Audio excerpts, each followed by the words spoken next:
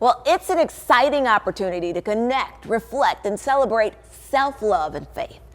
First Lady Cynthia Adams from Olivet Baptist Church joins me now with more on Learning to Love Me Conference. Cynthia, hello. Hello.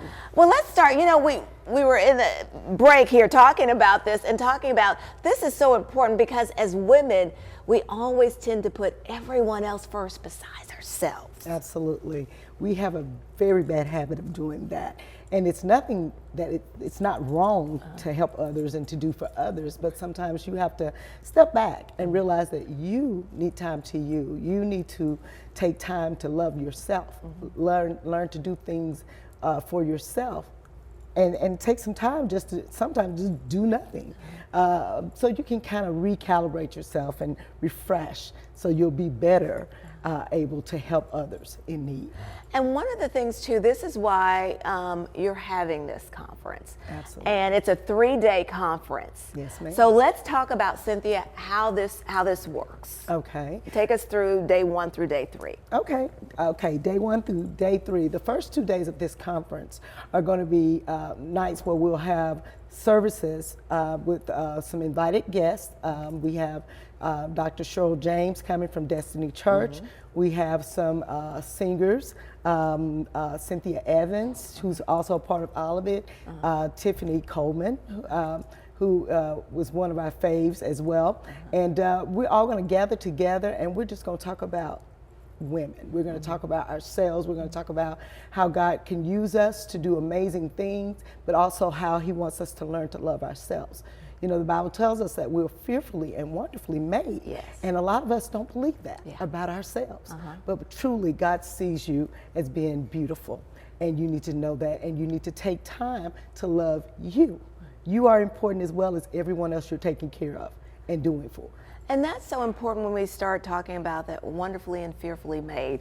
And so one of the things we talked about too, Cynthia, as I know you are out and as the First Lady of the church, and we're talking about everyone's always saying, hey, you know, Lady Adams, First Lady Cynthia Adams, can you do this? Can you do that? Can you speak here? And we talked about at some point, you know, when we have to step back and say, no. Yeah. I can't do it. Yeah. I would love to. It's not that I don't want to. Right. It's not that I don't think this is important. Absolutely. But it's just that I can't. That's right. And it's okay. I said it earlier about the power of no. No is not a bad word in this sense, because we all need to be able to take time and say, hey, as much as I would love to, I just can't. I just can't. I need, you know, God kind of guides us and lets us know when we're kind of running out of fuel, and we need to step back for a minute. If we really tune into him and tune into our bodies, it lets us know you need to rest, you need to take time for you, you need to kind of sort through some things. And the power of no is just to be able to confidently say, you know, I love it, I love you, but I can't do it. It's not, today's not the day. You know? So, you know. It is, it's so important. It's powerful that. I will tell you, and especially after, you know, my illness I had, I said, you know what?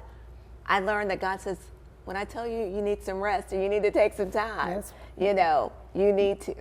And so that's one of the things, again, that's really so important. And I know, like you said, you bring this as a First Lady and as a woman, as you try to lead the women in your church and, you know, serve as a role model for women in this community as well. So, and this is part of that, what you're doing right now. Absolutely, absolutely.